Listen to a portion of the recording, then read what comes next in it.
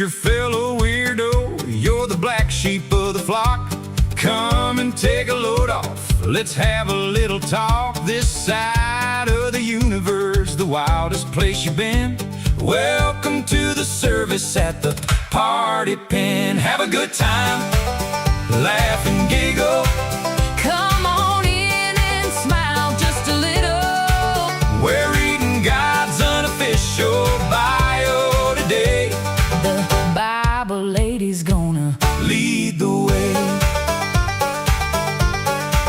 I got the coffee and the smokes, I got the herb and the chair. Got a seat with your name on it, waiting right there. Searching for the mystery, a better mind to find. Leave that stuffy, judgy world way back behind.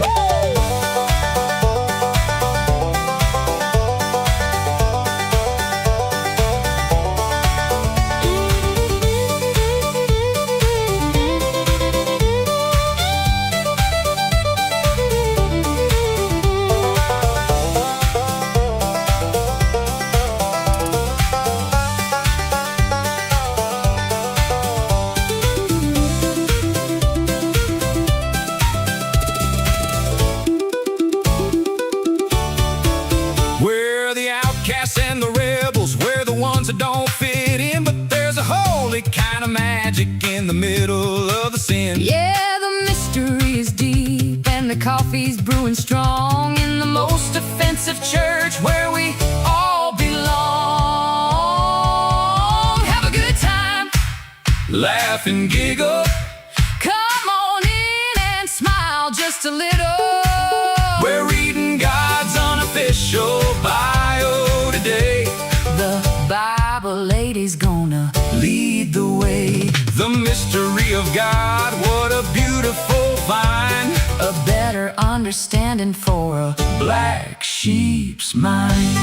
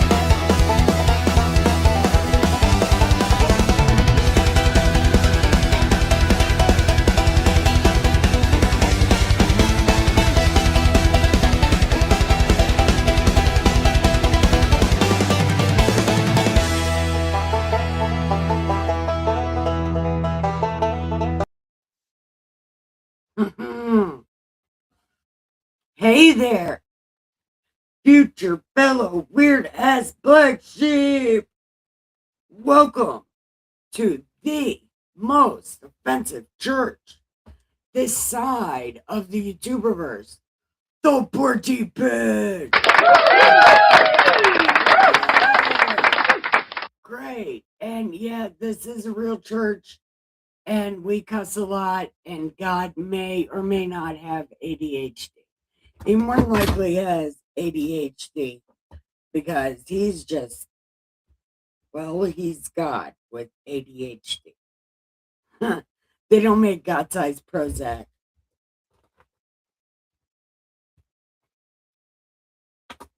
Anyway, we are in the most offensive church, and I forgot what I was doing. Oh, yeah. So, there's a lot of clueless people that are like, the Bible is lies and manipulation. The Bible is evil. Okay. No, it's not. People lie. People manipulate. People are evil. The book is not evil. the people reading the book can be evil and have their own goals, because people have goals, and get your goal by any means necessary. That even means lie on God, if that gets you to where you want to be. And it's easy to lie on God because he can't stand up for himself. It's not like God can talk out of the sky. Would you imagine, could you imagine how many people that we would be on like self-deletion watch for lots of people? Because they'd be like, oh my God just talked to me. He really does know all the evil shit I've done. Yeah. I may or may not be one of those people if God talked out of the sky. I wouldn't, because God finds me amusing. So hopefully he wouldn't even say anything to me. That would be great. He would tell me, hey, you're funny. And I'd be like, it's mostly you. But whatever, you know. Uh, anyway, anyway, prepare your mind. Get your soul right. Put on the armor of God. Grab your joint and your cup of coffee, and let's go on this spiritual quest through the Old Testament. So, join Chad and become a Bible bud. Because and you could also be my co host. Because right at this point, my co host will have to be my Chad. Because I don't have a co host.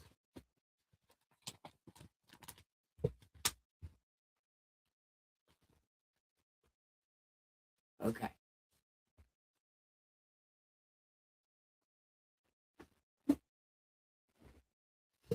Let's do this thing. Okay. So we are on chapter 37. And, Genesis chapter 37. And I marked it. And it is kind of an important story. It's a story worth knowing and worth hearing. Hello, everybody. Welcome.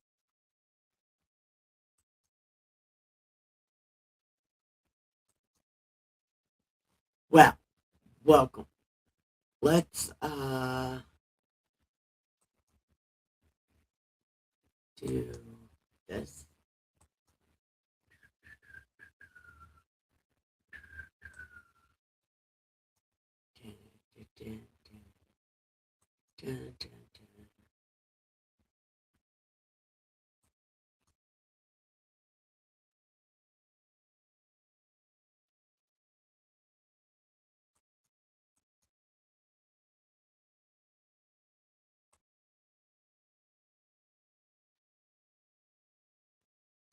Okay.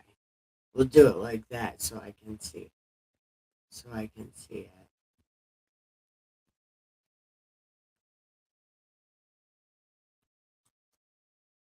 Okay. We'll do it that way.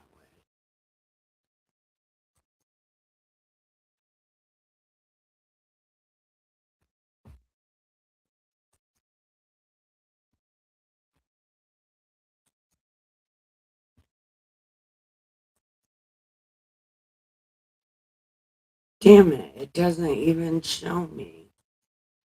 Okay, fine.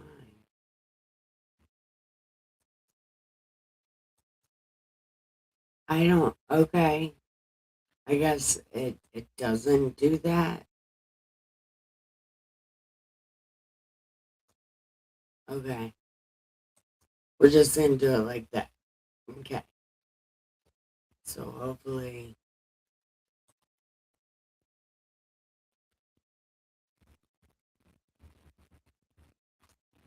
okay. That's as good as I can get it. So everybody can see everybody's chat. And then we can have cross fighting again. Because that's a beautiful thing that people do.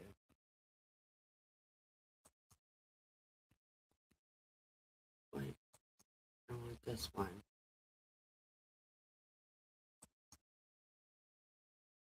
Okay, there we go.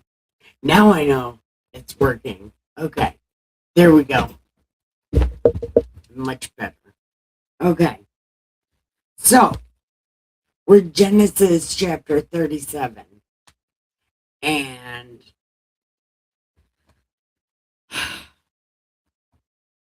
now Jacob dwelt in the land where his father was a stranger, in the land of Canaan. This is the history of Jacob. Okay, I just want to say this book is written by many people, and we don't know the names of the people. Okay, so it seems like every time there's a new writer, they start from the beginning. So you can tell when there is someone new writing this book because they go back to retelling the history, right? That's why this one over here was telling us the genealogy of Esau. Okay. And now it's going to tell us the history of Jacob from wherever he picked up at, right? So, Joseph, being 17 years old, was feeding the flock with his brothers, and the lad was with the sons of Bilhah and Zilpah, his father's wives. And Joseph brought a bad report of them to his father. Why? Tattletales are so aggravating, aren't they? Like, no offense to Joseph or whatever, but tattletales, like, they're worse than snitches, really. Okay, so bad report. Now, Israel, Jacob, loved Joseph more than all his children because he was the son of his old age. Also, he made him a tunic of many colors. But when his brothers saw that their father loved him more than them, they hated him and could not speak peaceably to him. So they were all on their man periods at the same time.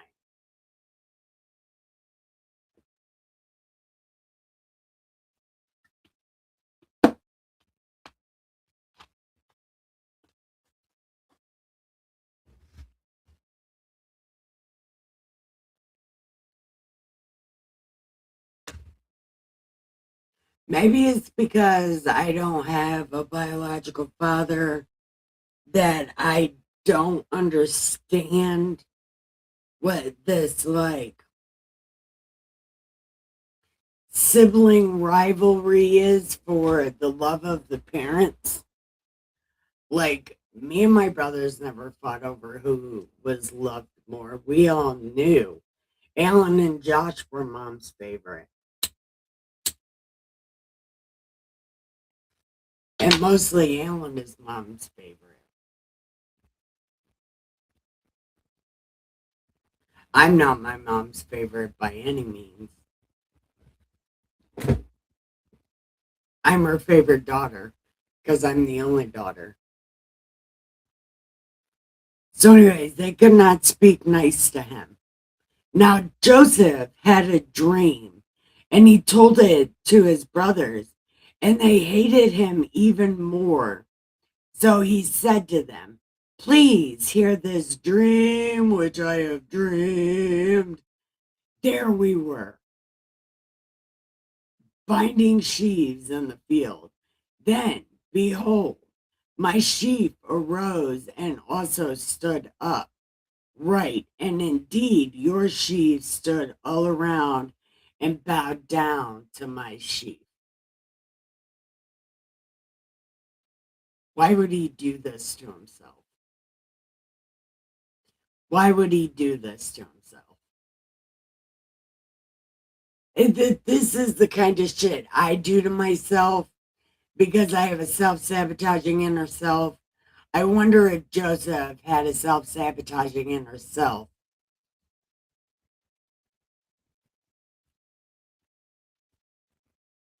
And his brothers said to him, shall you indeed reign over us? Or shall you indeed have dominion over us? So they hated him even more for his dreams and his words.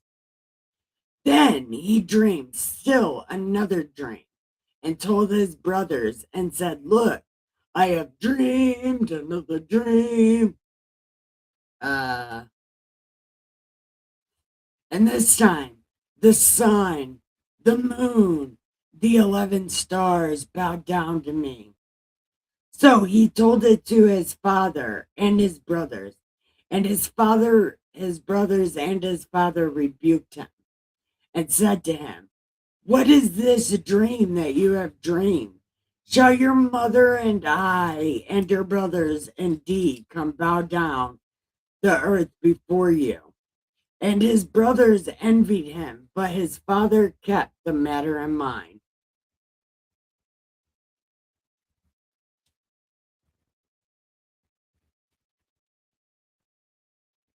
Then his brothers went to feed their father's flock in Shechem. And Israel said to Joseph, are not your brothers feeding the flock in Shechem? Come, I will send you to them. So he said to them, okay.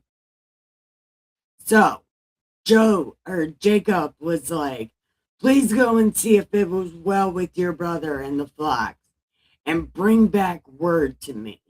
So he sent him out of the valley of Hebron, and he went to Shechem.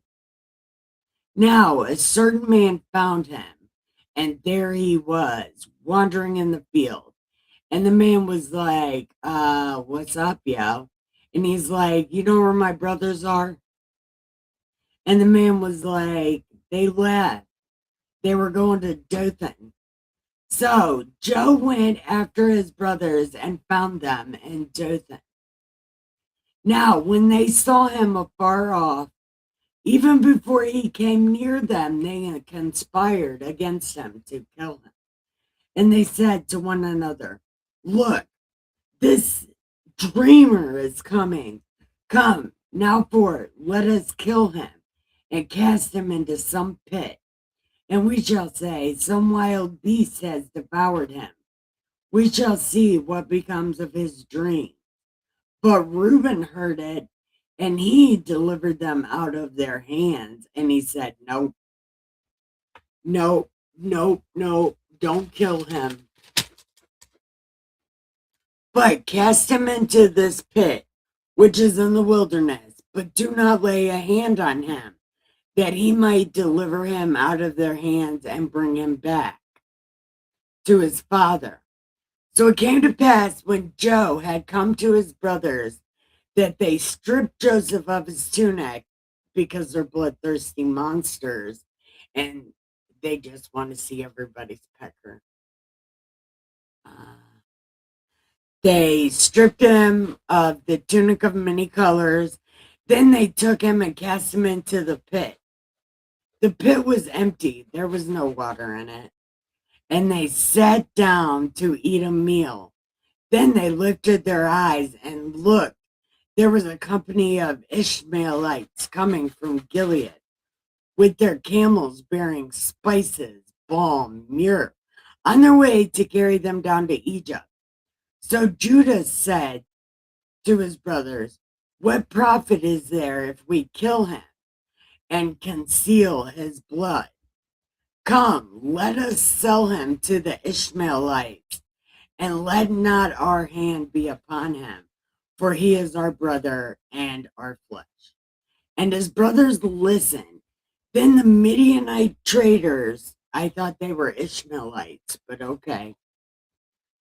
That actually.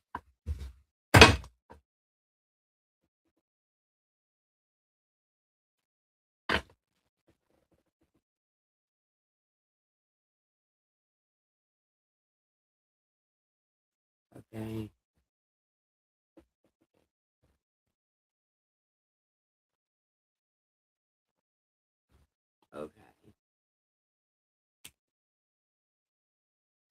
So, anyways, the Ishmaelites came or were going by, but they sold them to Midianite traders.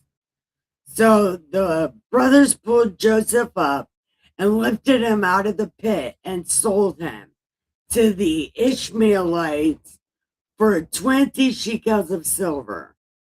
And they took and sold him to the Ishmaelites for 20 shekels of silver. And they took Joseph to Egypt. So I don't even know. Okay. Then Reuben returned to the pit. Indeed, Joseph was not in the pit. So he got naked, and he turned to his brothers and said, "The lad is no more, and where shall I go?" So they took Joe's tunic, killed the kid of the goats, dipped the tunic in blood. Then they sent the tunic of many colors, and they brought it to their father and said, "We have found this. Is it his?" And he recognized it and said, "Oh, yeah, a wild beast has devoured him without doubt. Joseph is torn to pieces." Then Jacob tore his clothes, put his t-shirt diaper thing on, and mourned for his son many days. And all his sons and his daughters arose to comfort him. But he refused to be comforted. And he said, "I shall go down to the grave to my son in mourning." Thus his father wept for him. Now, the Midianites had sold him in Egypt to Potiphar, an officer of Pharaoh and captain of the guard. This is where it gets good. This is where it gets good. Yeah, it's going to get so good. Yeah.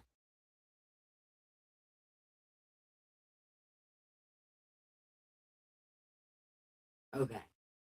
So it's going to get so good. So let's take a hit of this joint and a smoke of this cigarette. Hey, Kristen, are you staying? You want to be my co host?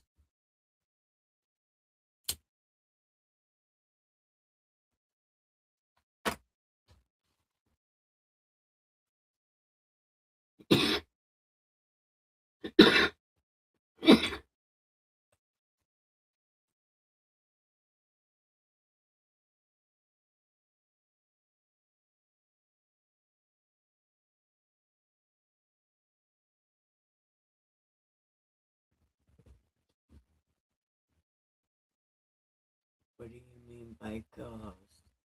Actually, I'm not exactly totally sure.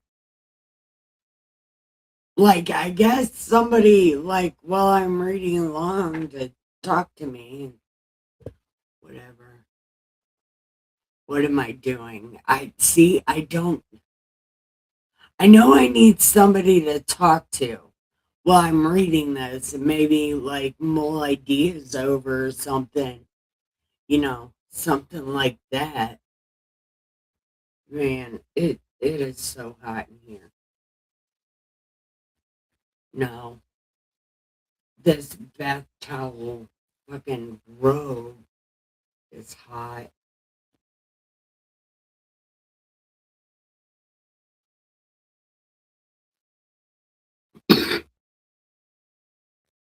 It's been raining all day, so it's so humid.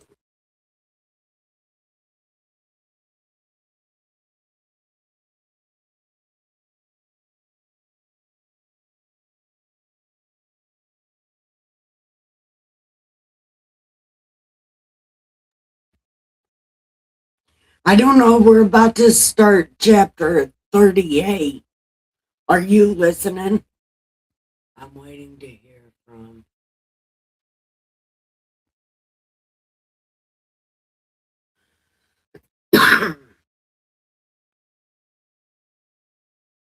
Yeah, Well, do the spaz thing because me asking you to be my co-host is like a little bit on the spot, so don't even worry about it. But can you be my co-host from the bleachers right over there where you're at? Talk to me about these things. Just until you get a hold of spaz.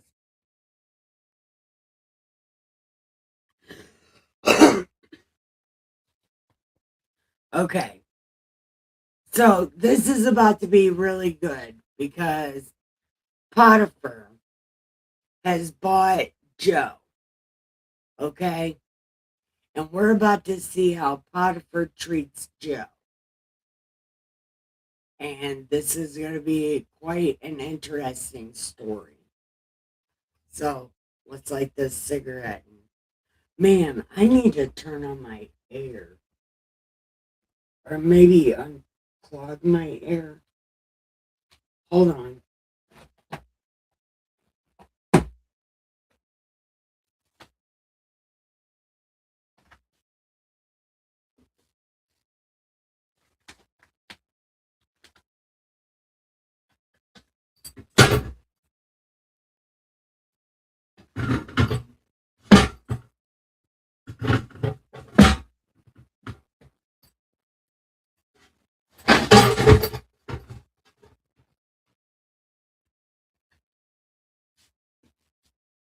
Okay. Let me go turn my air on.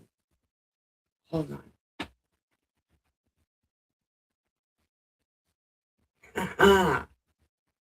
Yeah.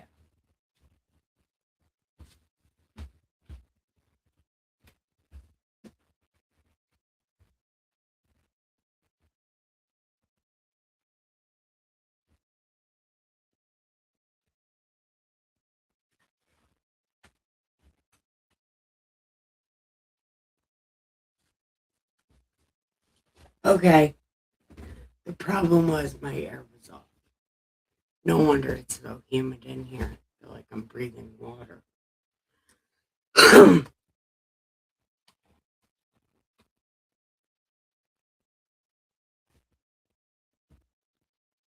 I don't understand the Bible. You know what? Me neither. So, I guess just listen. And if you think of something, I don't know. Or just talk to me about whatever. I'm here. We're starting a new chapter. So, just type whatever you want. It came to pass at that time that Judah, oh, this is a different story. Okay, we're about to have a good time.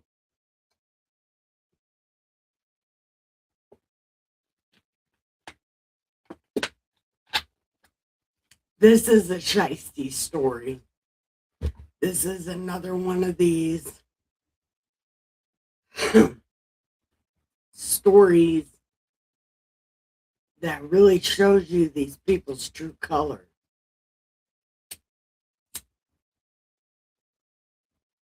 And their true color is bullshit. It came to pass at that time that Judah departed from his brothers and visited a certain Adullamite named Hira. And Judah saw there a daughter of a certain Canaanite whose name was Shua. And he married her and went into her. So she conceived and bore a son and called his name Er.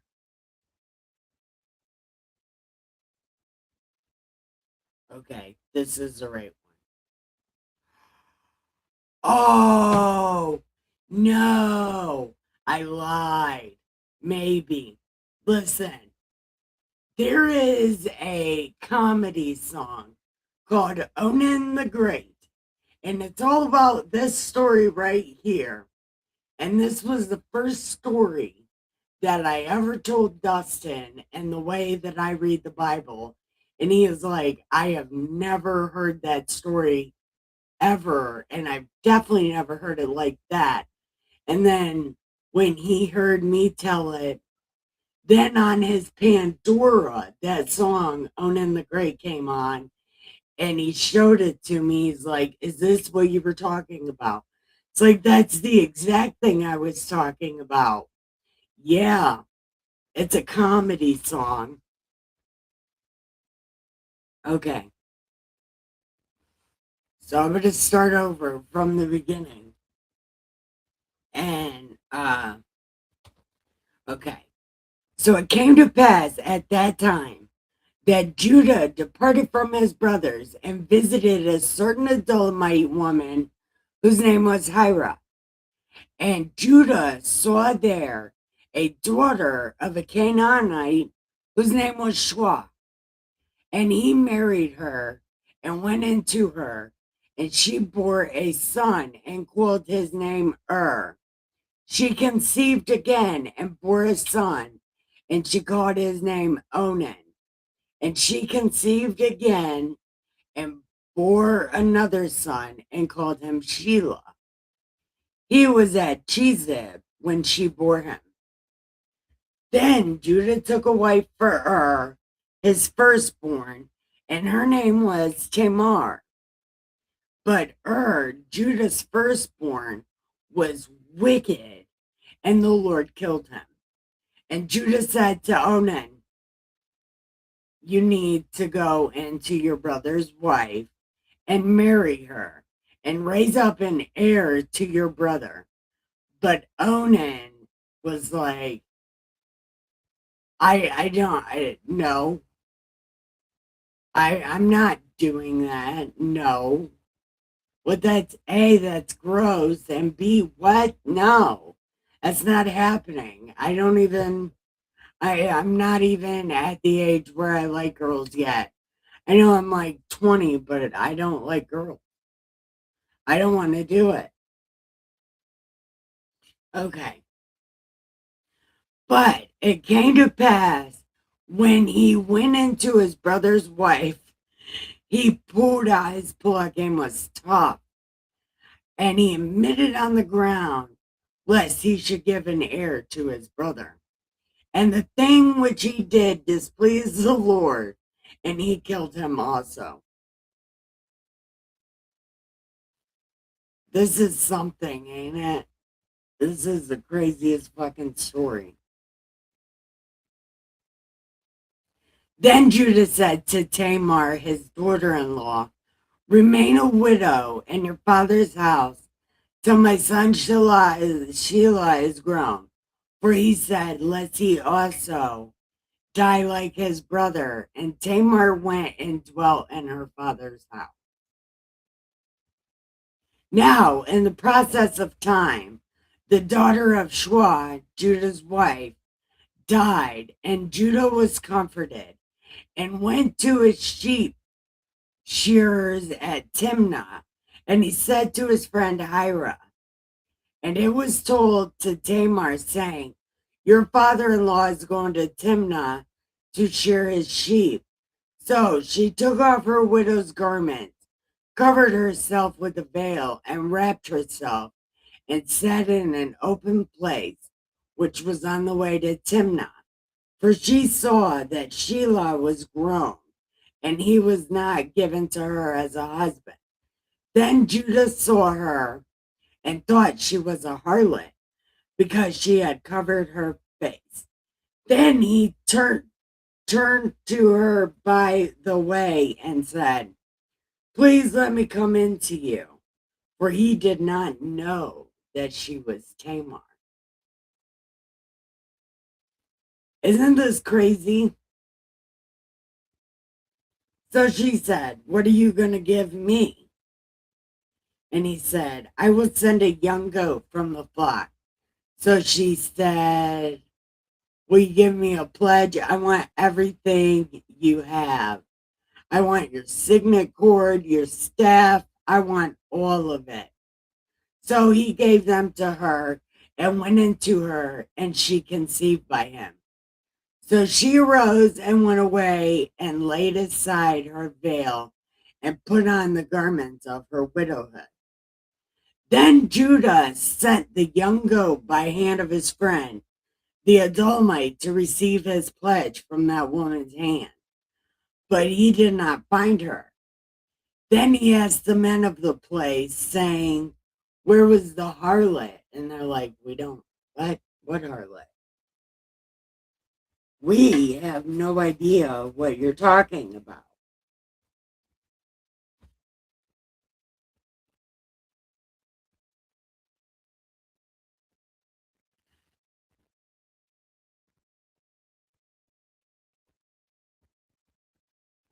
Then Judah said, "Let her take them for herself, lest we be ashamed.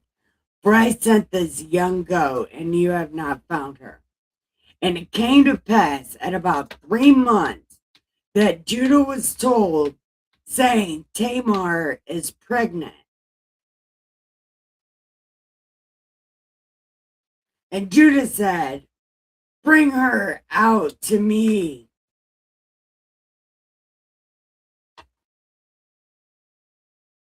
"Bring her out to me and let her be burned." When she was brought out, she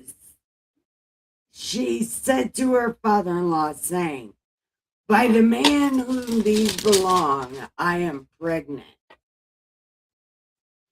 And she said, "Please determine whose these are, the signet, cord, and staff."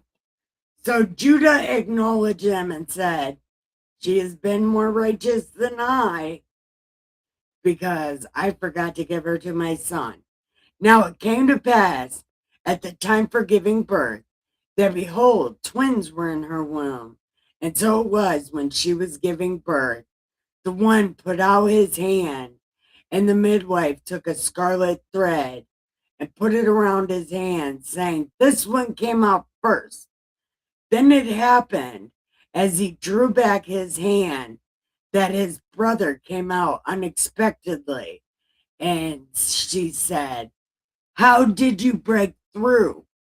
This breach be upon you." Therefore, his name was called Perez. Again, cousins, Perizzites. Afterward, his brother came out, who had the scarlet thread on his hand, and he was called Zerah, and we never hear about them again.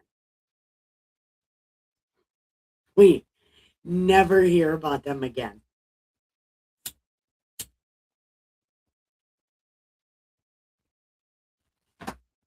Yep.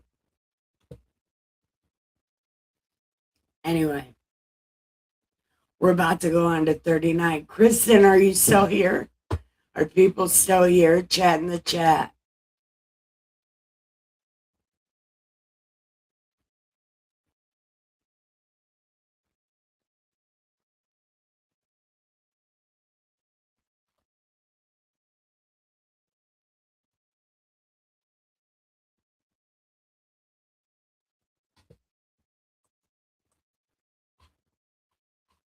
Huh.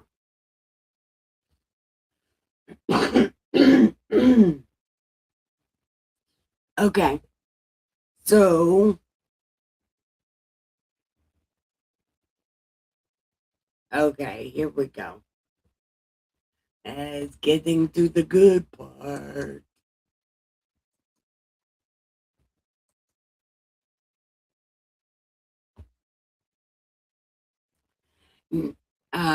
Chapter 39. Hold on 1 second.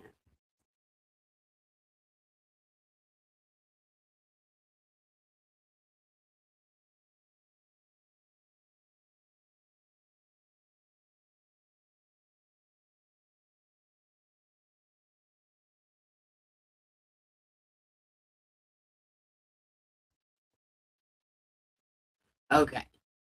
So, chapter 39. Okay. Now Joseph had been taken down to Egypt, and Potiphar, an officer of Pharaoh, captain of the guard, and Egyptian, bought him from the Ishmaelites. I thought they were Midianites, and he bought him from the Midianites a while ago. Okay. the Ishmaelites who had taken him down there. The Lord was with Joseph, and he was a successful man, and he was in the house of his master, the Egyptian. And his master saw that the Lord was with him, and the Lord made all he did prosper. So Joe found favor in the sight and served him. Then he made him overseer of the house and all that he had put under his authority. So it was from the time that he had made him overseer of the house and all that he had, that the Lord blessed the Egyptian's house for Joseph's sake.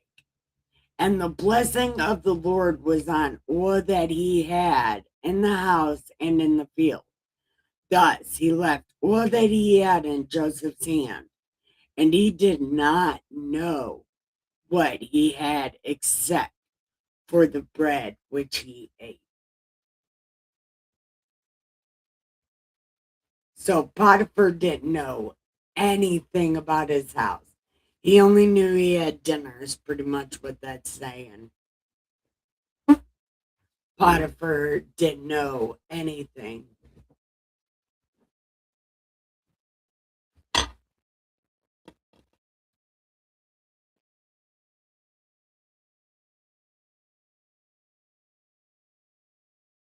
Now, Joseph was handsome in form and appearance, so he had a cute nose. And it came to pass after these things that his master's wife cast longing eyes on Joseph, and she said, "Lie with me." But he was like, fucking no. If look, my master does not know what is with me in the house, and he has committed all that he has into my hand. There is no one greater in this house than I, for he has kept, nor has he kept back anything from me, but you, because you are his wife. Now, can I do this great wickedness and sin against God? Like, really, can I do that? I don't think so. So it was that as she spoke to Joe day by day, that he did not heed her to lie or be with her. But it happened about this time when Joe went into the house to do his work, and none of the men of the house was inside, that she caught him by his garment, saying, "Lie with me." But he left his garment in her hand, fled, and ran outside. So it was when she saw that he had left the garment in her hand and fled outside, that she called the men of her house and spoke to them, saying, He has brought into us a Hebrew to mock us. He came in here to lie with me, and I cried out with a loud voice. And it happened when he heard that I lifted my voice and cried out, that he left his garment with me and fled and went outside. Here you go. This is can't trust all women. Man, can't trust all women.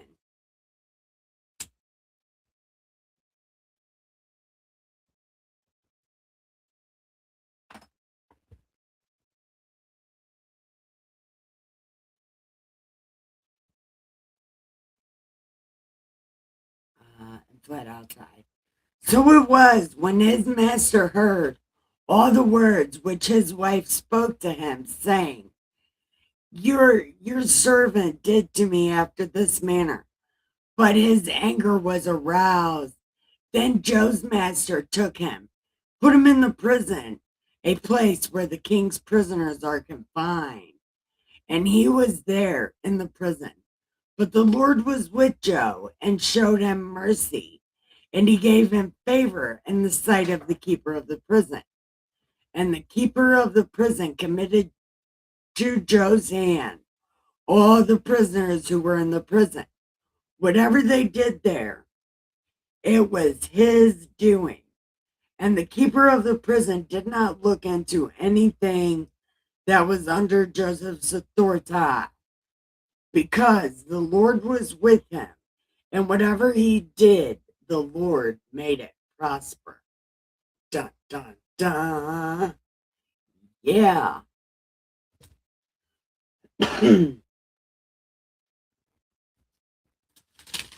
So, what does everybody think? What's going on? I see people. I see people.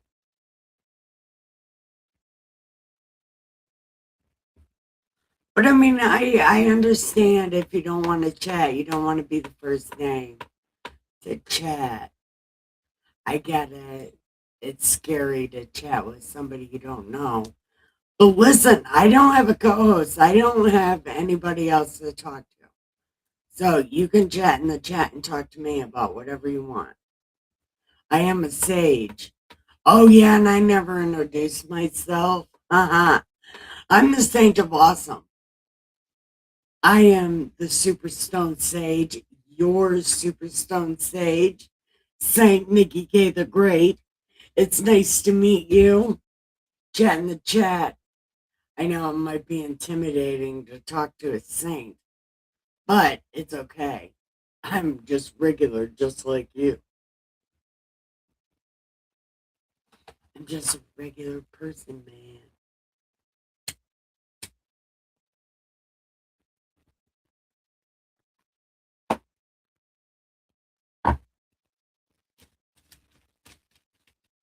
But seriously, nobody has anything to say about this story about, this is like ancient Me Too bullshit. Because that's those Me Too stories, fucking made up bullshit. That's why they didn't put any of it on camera. They all kept it federal so we couldn't see them being Amber Heard. Yeah, it's a thing that happened.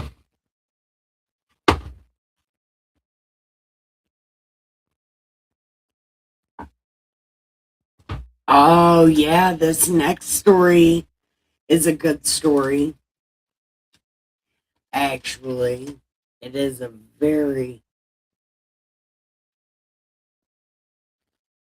yeah.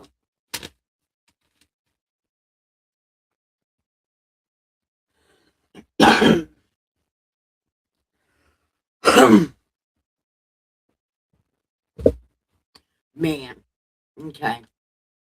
This next story is going to be a good one. Oh, and I want to remind everybody, get you some tonic water with quinine. Yeah, tonic water with quinine. Buy that and get it. It will help you with viruses and stuff. It'll help build your immune system. Quinine is what they use to like clear up shit like malaria. So you know it's really good for you. Democrats tried to ban it once. That's how you know it's good for you.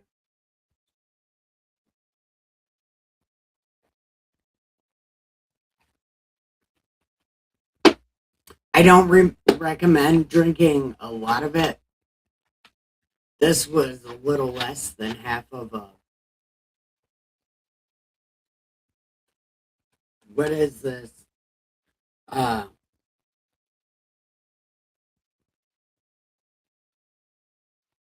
A liter. I couldn't remember. But it's a liter. You can get them kind of cheap at Kroger's or Publix or whatever. You know, you get the off brand. It's rather cheap and good for you. Okay, so chapter 40. Now it came to pass after these things that the butler, the baker, The butler and the baker of the king of Egypt offended their lord, and the king of Egypt, and they offended their lord, the king of Egypt, who is Pharaoh. By the way, I thought they were two different people, but they're the same people. Pharaoh is king. Um, and Pharaoh was angry with his two officers.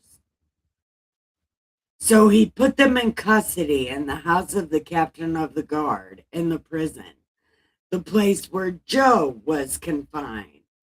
And the captain of the guard charged Joseph with them, and he served them. So they were in custody for a while.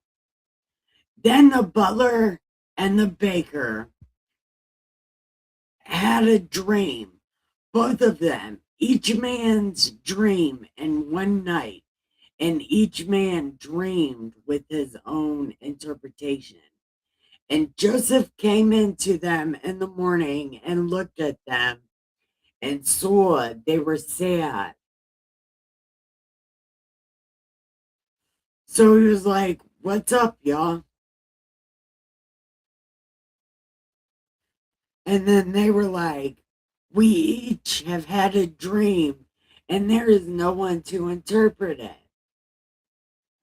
So Joe said to them, "Do not interpretations belong to God? Tell them to me." Then the chief butler told his dream to Joe, and he said, "Behold, in my dream, a vine was before me, and the vine were, and in the vine were three branches. It was though it budded, its blossoms shot forth, and its clusters brought forth grapes, and pressed them into Pharaoh's cup, and placed the cup in Pharaoh's hand." And Joe said to him, "This is an interpretation." Okay.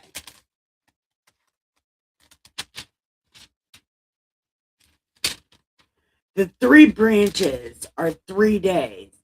Now, within 3 days, Pharaoh will lift up your head and restore to you your place, and you will put Pharaoh's cup in his hand according to the former manner when you were his butler.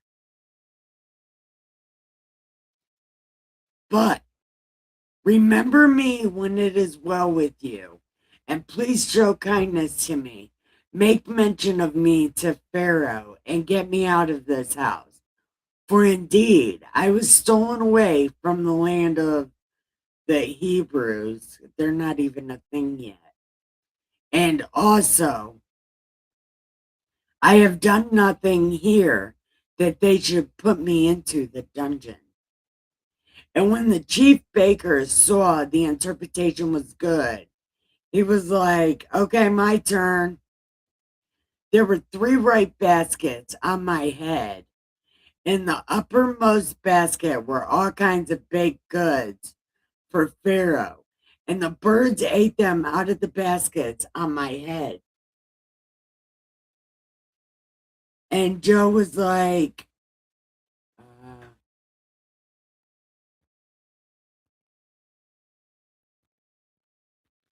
this is so fucked up.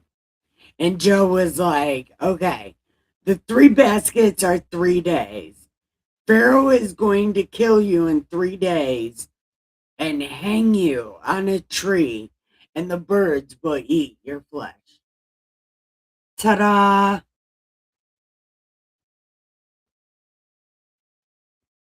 Now it came to pass on the third day, which was Pharaoh's birthday, that he made a feast for all his servants. And he lifted up the head of the butler and the baker. Then he restored the butler to his butlership and placed the cup in Pharaoh's hand. But he hanged the chief baker, as Joseph has interpreted. Yet the butler did not remember Joe. Dun, dun, dun. That's really sad, ain't it? He told him some nice shit and it didn't even matter. Next time, don't tell him nice things. These people are shysty.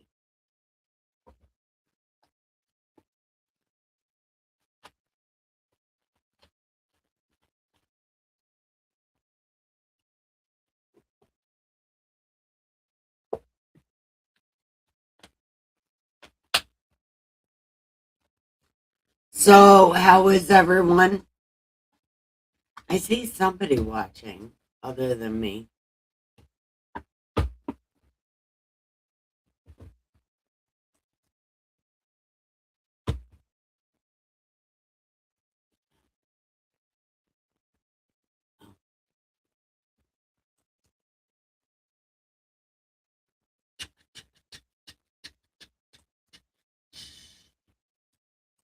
Chugga, chugga, choo, choo.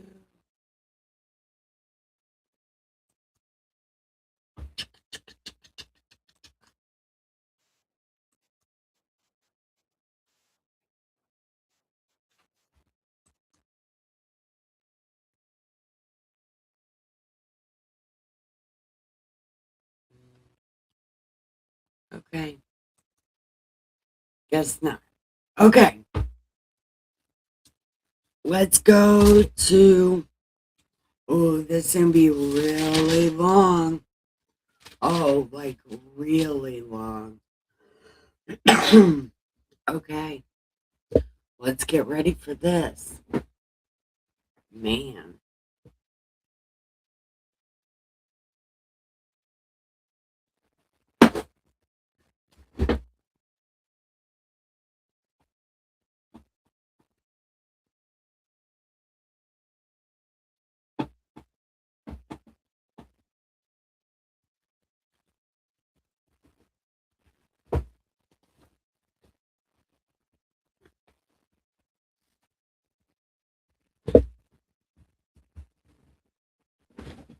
Okay. Yeah. We're going to do this. This is going to take so long.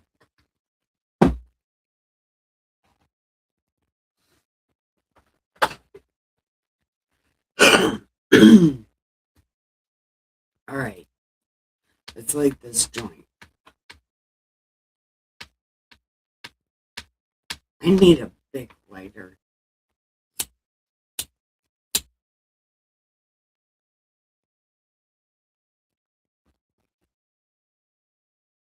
Okay. Now, it came to pass at the end of 2 full years that Pharaoh had a dream, and behold, he stood by the river. Suddenly there came up out of the river 7 cows, fine looking and fat, and they fed in the meadow. Then behold,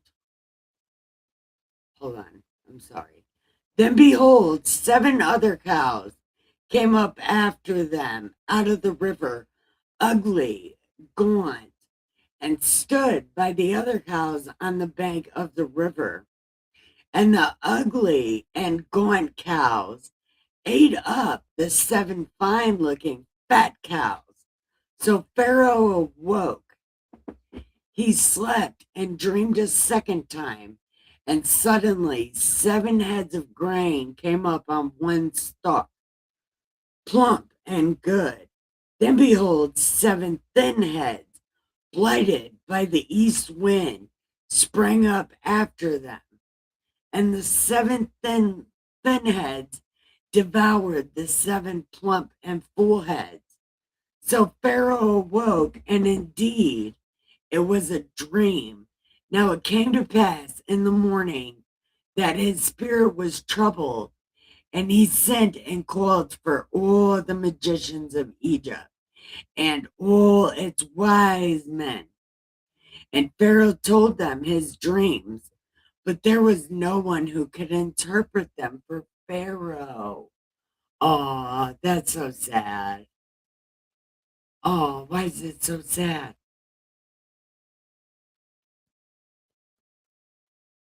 Then the chief butler spoke to Pharaoh, saying, I remember my faults this day, when Pharaoh was angry with his servants and put me in custody in the house of the captain.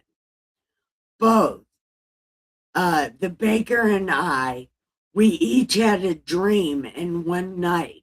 He and I, each of us, dreamed according to the interpretation of his own dream.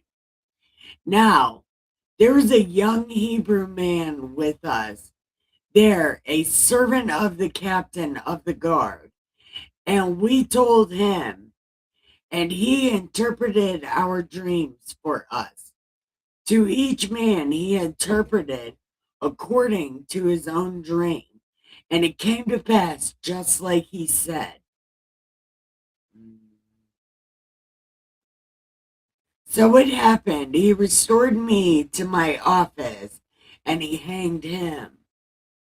And he said that was going to happen. Then Pharaoh sent and called to Joseph. So they went down there like, dude, shave your face, take a bath. Here's some clean clothes. Take a bath. It's shave. Make yourself presentable because you got to go see Pharaoh and it's his birthday. So make sure you're proper, sir. So Joe got proper, and then they took him to Pharaoh.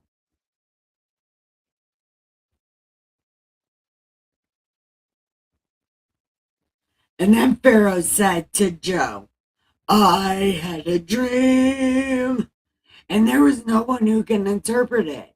But I have heard it said that you can understand a dream. So please interpret it.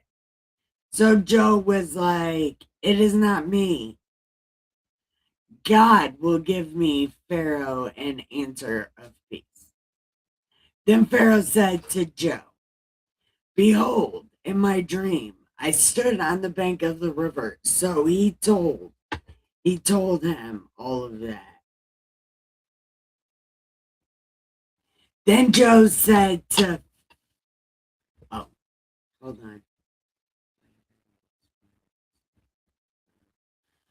So I told this to the magicians, but there was no one who could explain it to me.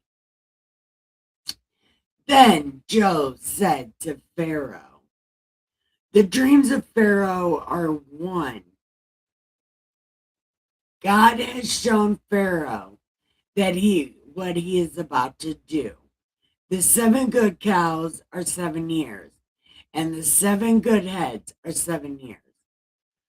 The dreams are one, and the 7 thin and ugly cows, which came up after them, are 7 years.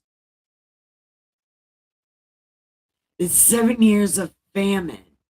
This is the thing which I have spoken to Pharaoh. God has shown Pharaoh what he is about to do. Indeed, 7 years of great and plenty will come throughout the land. But after them 7 years of famine will arise, and all the plenty will be forgotten in the land of Egypt.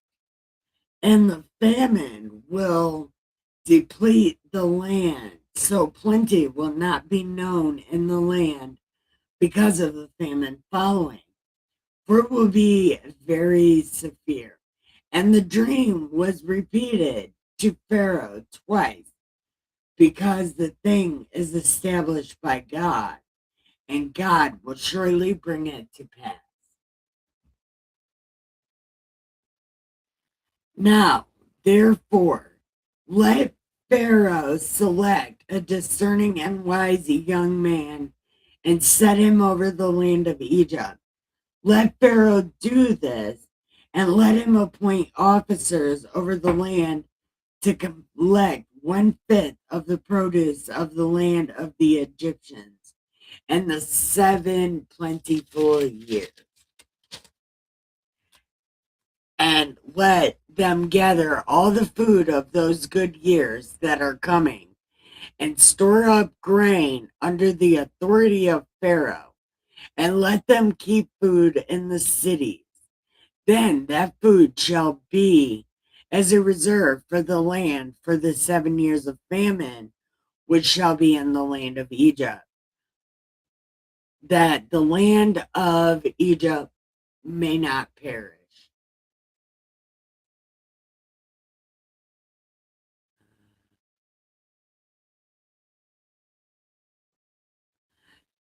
So the advice was good in the eyes of Pharaoh and all his servants. And Pharaoh said, "Can we find such a one as this man, in whom is the Spirit of God?"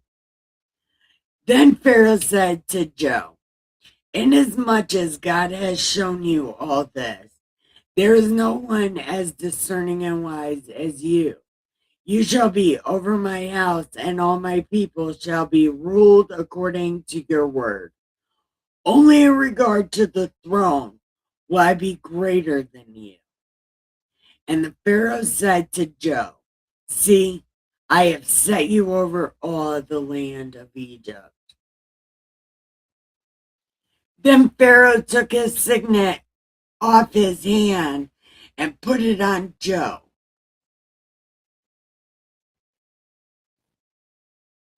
And put it on Joe.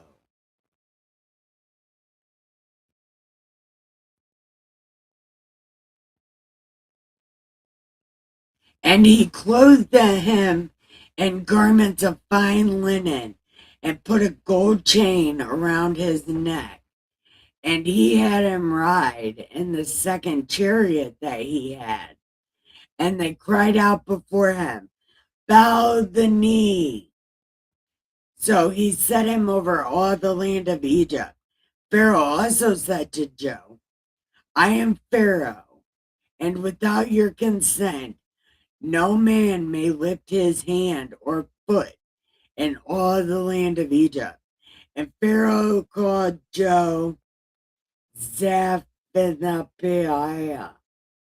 and he gave him as a wife Asenath, the daughter of Potiphera, priest of On. So Joe went out over all the land of Egypt. Joe was 30 years old when he stood before Pharaoh. King of Egypt. And Joe went out from the presence of Pharaoh and went throughout all the land of Egypt. Now, in the 7 plentiful years, the ground brought forth and abundantly. So he gathered up all the food of the 7 years which were in the land of Egypt, and laid up food in the cities, and laid up in every city the food of the fields which surrounded them. So Joe gathered very much grain as the sand of the sea, until he stopped counting, for it was immeasurable. So to Joseph were born 2 sons before the years of famine came, whom Asenath, the daughter of Potiphera, priest of On, bore to him. Joe called the name of the firstborn Manasseh, for God has made me forget my toil and my father's house. And the name of the second was Ephraim, for God has caused me to be fruitful in the land of my affliction. Have you noticed most of the girls name their kids after something depressing, but the dudes always name them after something happy? It's the weirdest thing.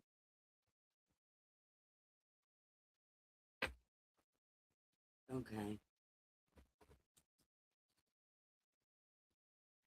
Then the 7 years of plenty, which were in the land of Egypt, ended, And the 7 years of famine began to come, as Joseph had said.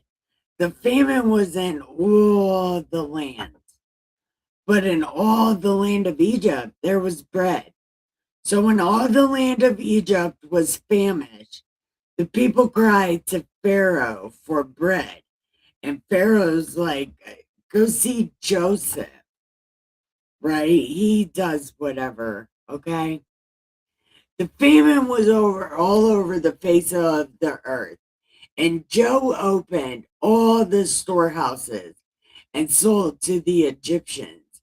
And the famine became severe. So all the countries came to Joe in Egypt to buy grain because it was so bad. All right.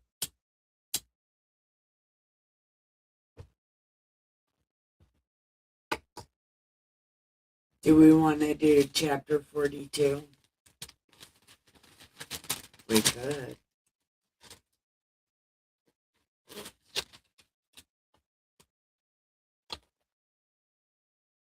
Maybe.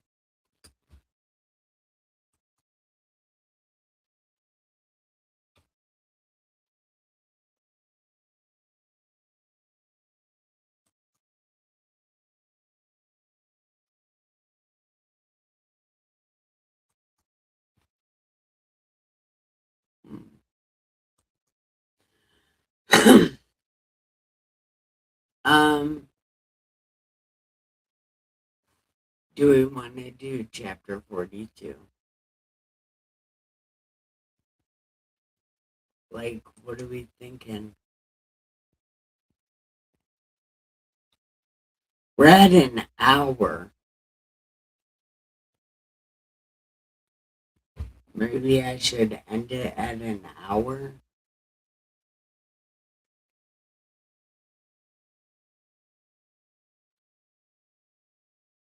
I don't know.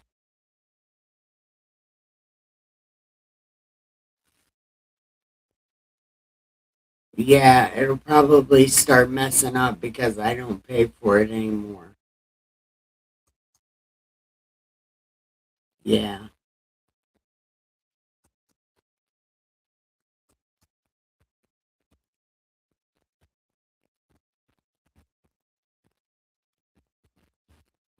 Well,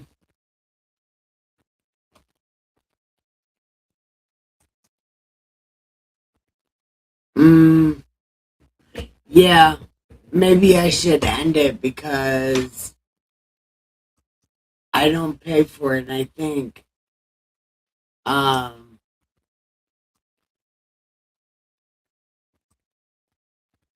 I think an hour is all you get for free. I'm pretty sure. And I don't want to fuck it up because I'm not watching. Mm, I don't know. I'll just end here and then go live again in a minute. I gotta make Dustin's lunch. I kind of like streaming this early, but nobody shows up. They'll all show up later. I bet if I start a new stream, people start showing up